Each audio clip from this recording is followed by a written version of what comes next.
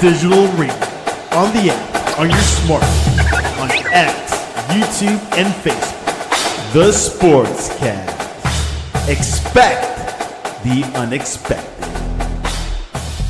The Donut Bag presented by the Sportscast.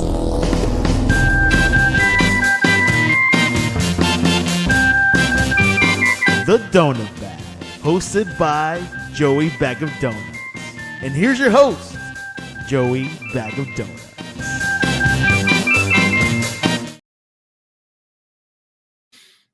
Hello.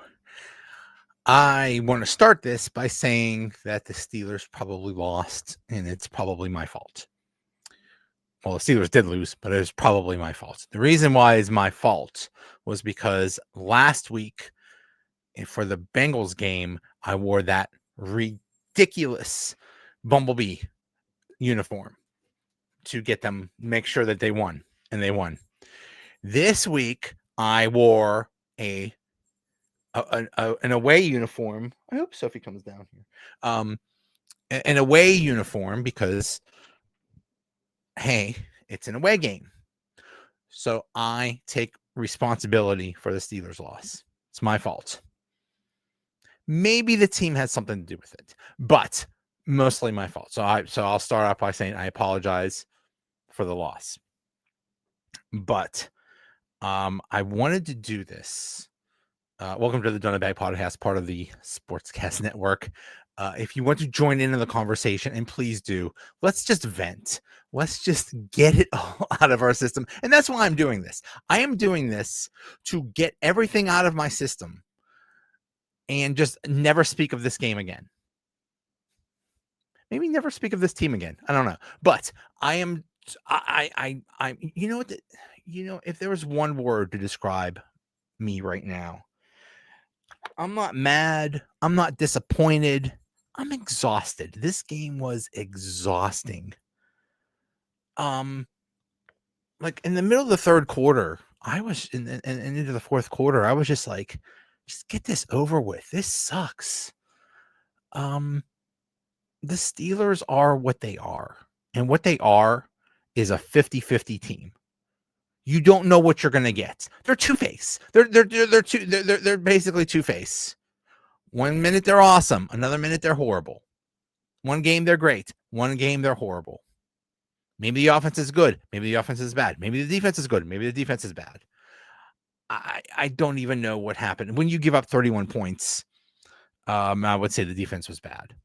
They scored 28, but there's plenty of blame to go around in this game. So I'm just going to go through the drives and see what I remember.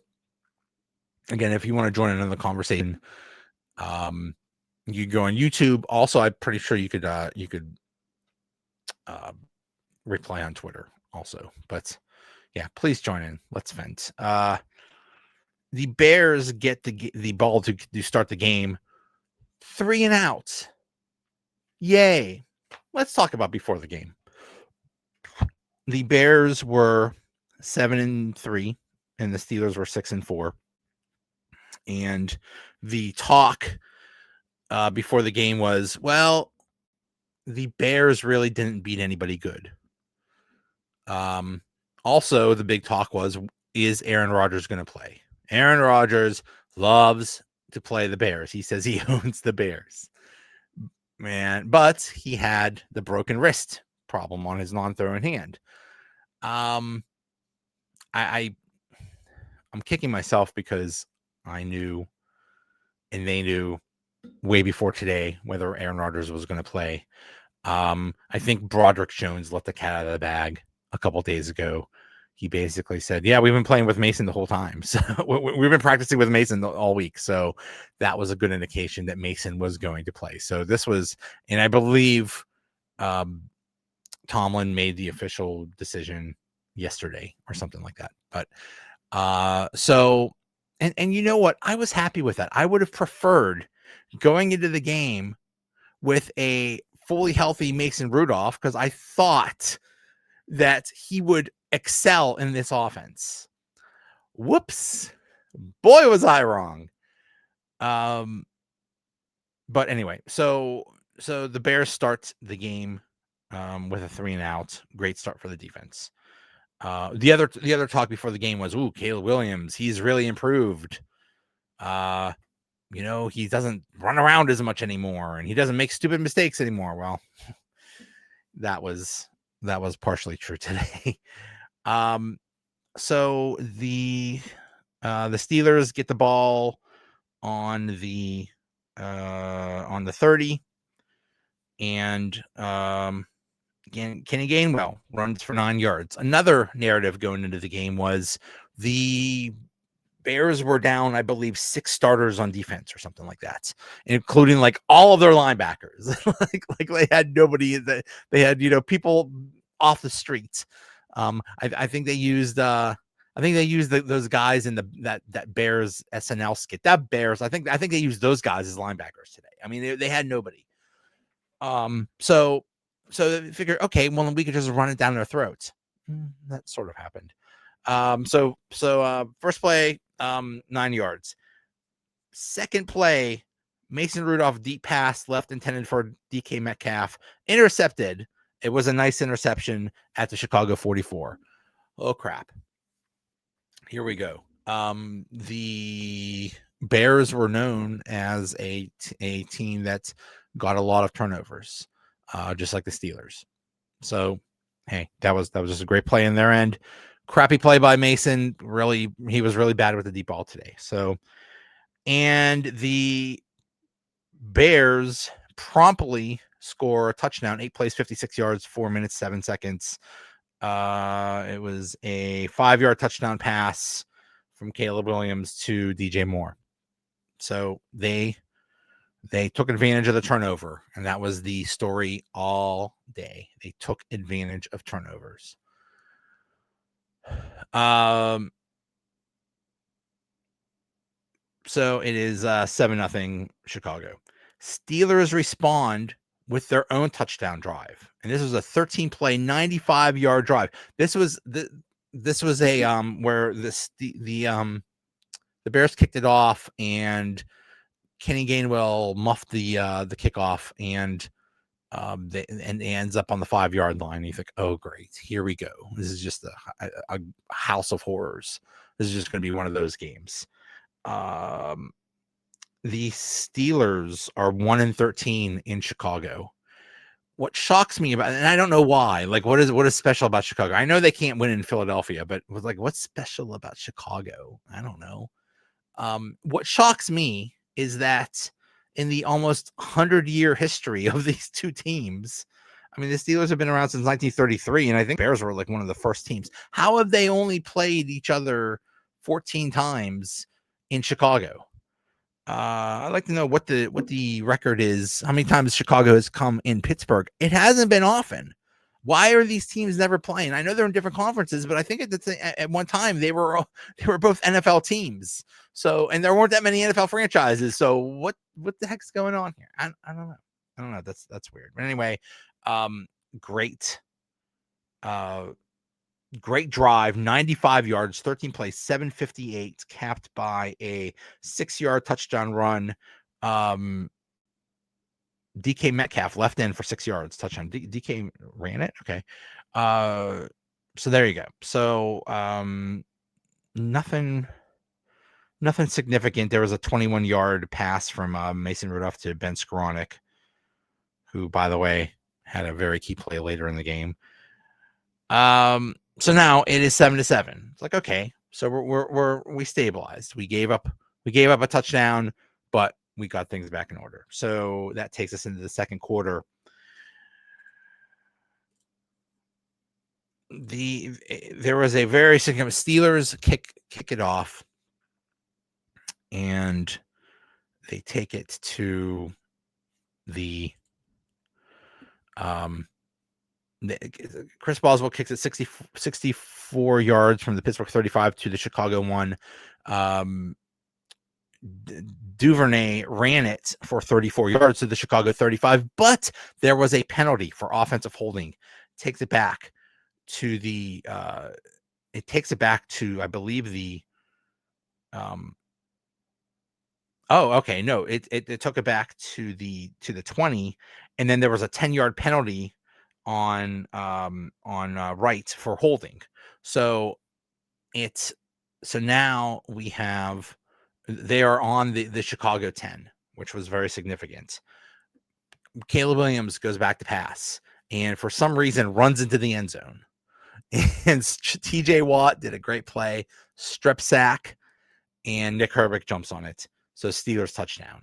That was a bonehead play by Caleb Williams, and that was what that was the kind of crap he did last year. Just really stupid play where he would just run around and do stupid things. So it's like, okay, Steelers defense, here we go. They're rattling Caleb Williams. Cool. Steelers defense, they're trending upwards. Here we go. They neutralize the Bengals. We're looking good now. at least here they were looking good. So Steelers are up 14-7. The Bears get the ball again on the kickoff, and after 5 plays, 26 yards, 257, another fumble caused by a Steelers defense at the left guard of 47. No, Pittsburgh 47.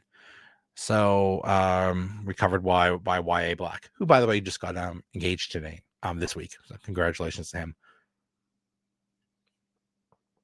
The Steelers do not take advantage of that. 5 plays. 5 plays, 22 yards, 3 minutes, 1 second. This was the drive with the what is the Steelers? I forget what the Steelers version of the tush push is. I don't know, but it was very poorly executed. It was pathetic, and they turn it over on downs. This basically, it turns out, decided the game because they've stalled at the Chicago 30-yard line, and it was 4th and 1. If they kick the field goal there, they're up 17-7. They lost by 3. They just gave away 3 points. They would have at least ended the game in a tie, but nope. What do you do here? What do you do? You criticize Tomlin for being too conservative. He is by far the most conservative coach when it comes to 4th down. But he goes for it, and it doesn't work. I mean, that's on the team. It was a poorly executed tush push.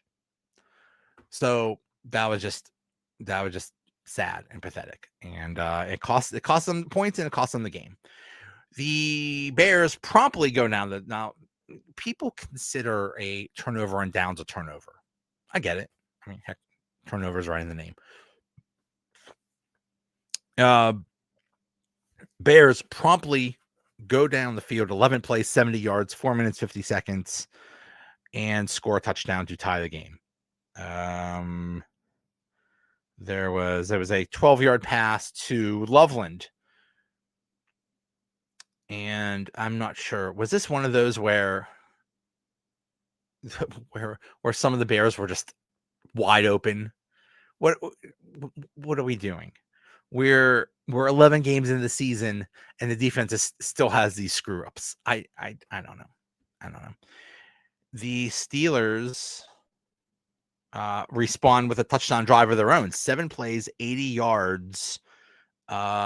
This was the play. This was the drive with the fake tush push. They run the tush push, but instead of pushing the tush, they give it to Gainwell, and he scores a 55. He runs 55 yards for a touchdown. This was the play. I guarantee they got this play from the Ravens last week. And hey, it's brilliant. It worked perfectly.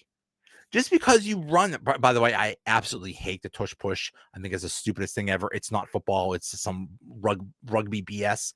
Oh, by the way, since we're complaining about things, shout out to these teams for not wearing ridiculous uniforms. If you look at almost every single game, there is at least one team that is wearing looks like they're wearing pajamas, or they're wearing some alternate color rush or alternate third jersey. There are more alternate jerseys than regular jerseys being worn. I hate it. Most of them suck. Like remember those khakis they wore a few games ago against Green Bay? That ridiculous monstrosity. My goodness. Anyway, so yeah, this was the fake tush push. Oh, I'm sorry. Gainwell, we thought Gainwell scored a touchdown. By the way, Gainwell's on my fantasy team. Thanks a lot for taking away that touchdown. I consider that just a personal slight against me. They ruled that it was not a touchdown, that it was down at the 1 yard line, and then Jaylen Warren easily goes in for the touchdown. So, we are at, and then the Bears finished the first half with a field goal drive, 9 plays, 35 yards, 119 to make it 21-17, which ended up being pretty significant. But I thought, okay, we're looking good. We're scoring points. And things are going well, and we have the ball to start the second half. So let's drive it down their throats, really establish something. Do they do that? No. 6 plays, with 6 plays, they only get 1 yard, but take up 344 somehow. That's because Mason got sacked. Mason just did not have a good game, which is really, really, really disappointing for Mason. Really thought he would take the advantage and at least maybe possibly create a quarterback controversy, but nope. So the Steelers stall at their own 36. Corliss Waitman punts it 54 yards at the Chicago 10. All right, cool. We've backed him up into the 10. The last time we backed him up into the 10, Caleb Williams did that stupid thing where he got strip sacked in the end zone and it ended up being a Steelers touchdown. It's like, yeah, all right. No, there was a penalty on Skoranek for holding. I don't know what the heck was up with that. Corliss Waitman had to punt it again, and instead of 54 yards, he punts it 34 yards to the Chicago 40. So basically a 30-yard difference right there. Waitman had a horrible game. This was not he was supposed to be good. He had that competition with that guy that looks like Bill Burr, and it didn't. And he did. He was great all throughout training camp. He did pretty good throughout this season, and then this game he just sucks. Of all the games, he sucks. Well, Chicago drives it down the field, 5 plays, 60 yards, and Williams was just dealing. 17-yard pass to Odunze, another 14-yard pass to Odunze, just right in the middle of the field. Steelers could do nothing about it. There was a penalty on Ramsey. There was a 14-yard pass to Swift to the Steelers 25, and then a 25-yard pass to DJ Moore, who I believe was wide open. I have no idea how this happens. This is supposed to be, the most expensive defense. The defense is supposed to be good, and they just let them just drive down the field with no problems. Pathetic. Steelers go 3 and out. Bears go 3 and out. This was a huge play. The Steelers get the ball back, and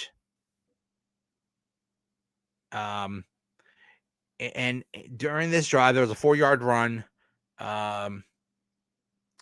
In this play, DK Metcalf hurt his ankle. That was huge. I don't understand how Omar Khan allowed the same thing to happen 2 years in a row. Last year, they had no wide receiver 2, and they only had George Pickens. And when he got hurt, the team went to hell. This year, they get DK Metcalf. They have a wide receiver 1. They had wide receiver 2 in George Pickens, and they traded him. Which everyone says he needed to go because he had the worst attitude and he's the worst. Well, look at him in Dallas. You know what? When you're that good, you put up with showing up late and all the stupid stuff he does. Imagine this team with George Pickens, with two elite wide receivers. So now DK Metcalf might be hurt. He did come back in the game, but still, if he's hurt, once again, the Steelers season is over because they don't have a wide receiver 1. Just pathetic that happened 2 years in a row. Anyway. So that ended up being a pass interference and that was a 27-yard play. So they are at the Chicago 37. They're Warren gets stopped for -2 yards. So they're at the Chicago 35 in field goal range. Mason Rudolph is sacked at the Chicago 45 for -8 yards, gets fumbles, and it's recovered by Chicago. There you go. There's another 3 points right there. Pathetic by just really disappointing game by Mason.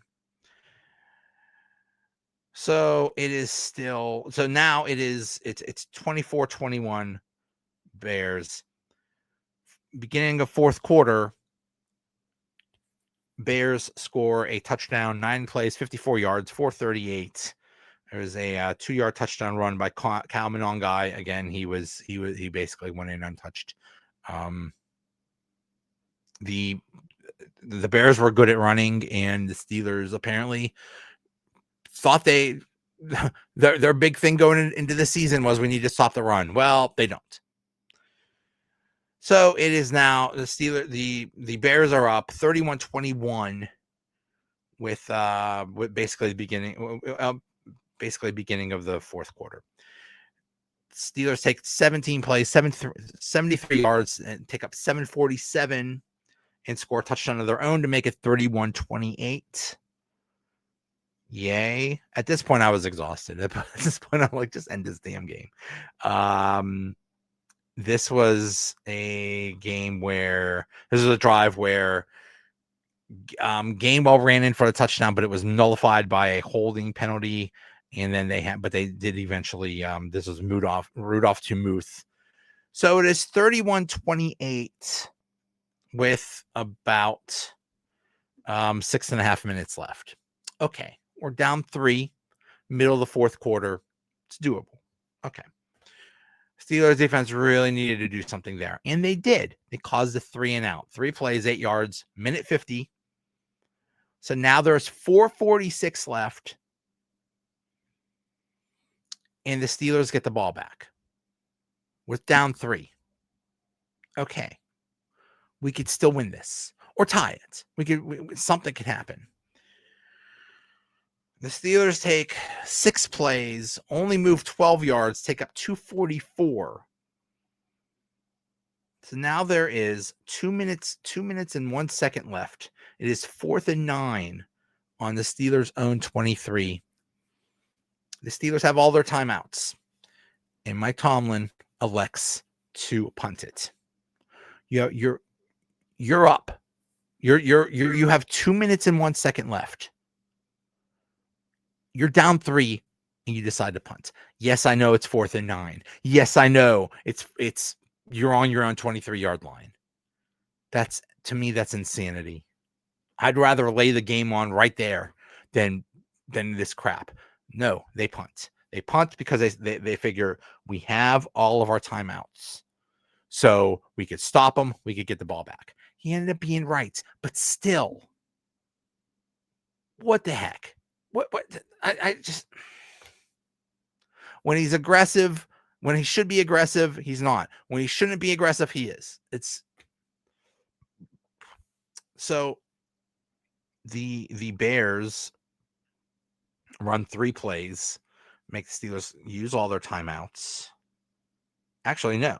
The Steelers, they made them use all their timeouts, only take up 24 seconds. So Tomlin's gamble worked. They get the ball back. The Steelers get the ball back with 1:36 left, down 3 at the where do they start? They start at their own 20. You have a 14-yard pass to Muth. Okay, we're moving. You have a 7-yard pass to Gainwell. All right. 8-yard pass to DK Metcalf. All right. Now we're on our own 49. 2-yard pass to Calvin Austin for the first down. It is 1st and 10 on our own 49. Incompletion to Calvin Austin. 2-yard pass to DK Metcalf to the Chicago 47 for 2 yards. Now we're at 3rd and 8. Third and 8 was the short pass to DK Metcalf. Well, now it is 4th and 6. This is the ball game right here. 4th and 6, 21 seconds to go. You're on the Chicago 47. What do? That would have been what, a 64-yard kick? Am I calculating that right? 64 yards? I believe so. Yeah, let's say it would have been a 64-yard kick. You got Chris Boswell, the best kicker in the league. Yes, I know it's outdoors, but my God, you have the best kicker in the league. How do you not try to go for the field goal? Instead, Mason Rudolph, pass incomplete. Basically, it was batted down at the line of scrimmage to DK Metcalf. That's the game. It was 4th down. That's the game right there. This game was exhausting. It was so disappointing because it was so winnable. If they didn't turn it over so much, if they just kicked the field goal when they could have kicked the field goal, they would have at least tied the game. They could have gone ahead if they just tried a long field goal here. It's just so frustrating. So now where are we? So what else happened in the division? Well, the Ravens beat the Jets. Of course they did. And now they're in first place. The Cincinnati lost to New England. Who cares about them? They're 3-8. So Baltimore is now 6-5. The Steelers are 6-5. This game possibly might cost the Steelers a chance at the playoffs. I don't know. Right now, if you look at the playoff picture, you have are the Steelers right now even, would they even be in the playoffs if the season ended today?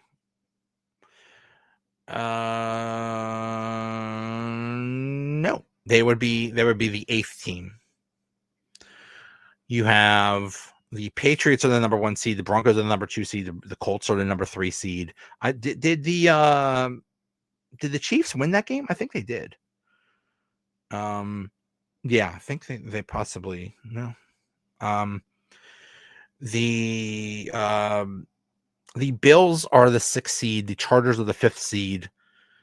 Chargers are 7-4. Bills are 7-4. Jaguars are 6-4. And we'll see what they do now against Arizona. But that's the thing. You're fighting. Oh, and by the way, who else is in the playoff hunt? The Texans, the Chiefs. Really formidable teams. You're finding a lot of good teams for a playoff spot right now because they lost this game and because they might not win the division. Unbelievable. Unbelievable. But hey, you know what? They deserve it. They don't deserve to win anything. But that's what this team is. They beat the Colts. They shut down the Bengals with their high-powered offense. And then they lose today. It's just they're bipolar. Is that the word that we want to say? I don't know. But that's what this team is. They're either good or bad. They're just inconsistent. And this is very much looking like a wasted season. Tomlin did say after the game that Aaron Rodgers probably will play next week. Goody. Great. Tomlin said,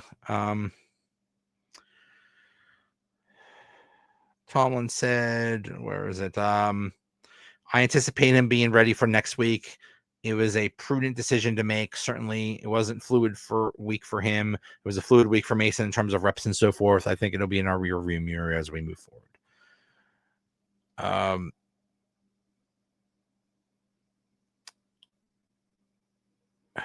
What else? What else can you say? Nick Herbig, after the game, said, quote, "We've got all the talent. We've got good coaches. We've got good players. We've just got to win games, man. Regardless of what goes on throughout the week, regardless of who's playing, who's not playing, at the end of the day, we've got to win." Well, thank you, Captain Obvious.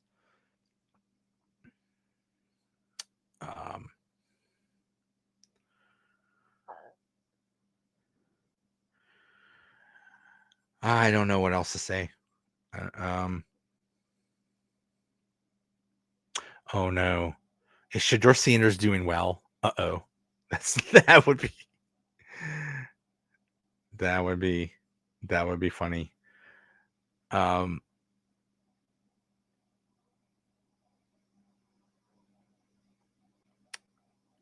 Trey Essex, who is a great follow on Twitter. By the way, Trey, please come on my podcast. Please, pretty please, Trey. He said, "Man, the Steelers have made a competitive average team feel like a losing franchise. We are in purgatory with no clear way out. This effing sucks." That is exactly what they are. The Steelers are in purgatory. We're on this treadmill going nowhere. And it's the same thing every year. And I keep hearing, well, this is a bridge year. It's all about getting that first round quarterback next year. Have you seen the quarterbacks in college football this year? There's like maybe one or two that are worth being in the first round. It looks like it's going to be a poor year for quarterbacks. We are screwed. But that's the thing. What's going to happen? They'll finish in the middle and have to trade up to get a quarterback, or they'll do well and we'll have to trade up a lot to get up a quarterback. They're just in this purgatory. It's the same thing every year. They're just stuck in the middle.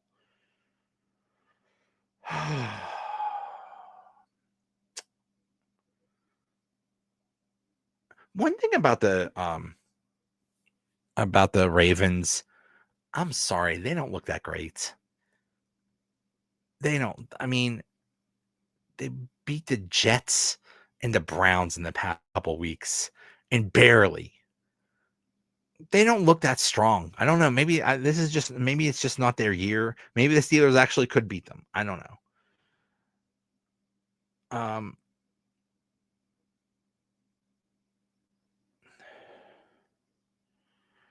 I think that's it. I'm done. I'm just done. I just can't. I just wanted to get this over with because honestly, I don't want to talk about this anymore. I don't want to, I'm just done. You know, we talk all week about what's going to happen in the game. And then when the game happens, you're just exhausted. And that's what I am. I'm just exhausted. So we'll see what happens throughout the week. Looks like next up is the Bills, 4:25 on next Sunday at home. The Bills, I believe, are going to destroy the Steelers, and here's why. They are fighting for their playoff lives. They are currently the 6th seed, but there's no way they're going to get the first seed. They're literally 3 games behind New England, who will not stop losing. they're going to be fighting for a wild card spot. So they cannot, and they just lost to Houston on Thursday. So they're going to have extra rest. I just have a bad feeling about this. One thing I wonder what's going to happen if the Steelers keep losing, and if they keep losing, especially at home, what's the crowd going to be like? The crowd might get ugly. I think they're ready. I think that the Steelers fans are just fed up with this. Are we ready to just turn on this team? I don't know. I mean, they're 6-5. You know, they're above 500 because God forbid, because we know they have to finish at least 9-8 because it's a Mike Tomlin team. But it just feels like like Trey X said, it just feels like a losing team because it's the same thing every year. The same thing. You get stuck in the middle, and yeah, but okay. Well, that's it for me. Thanks for watching, and we'll see what happens throughout the week. See ya.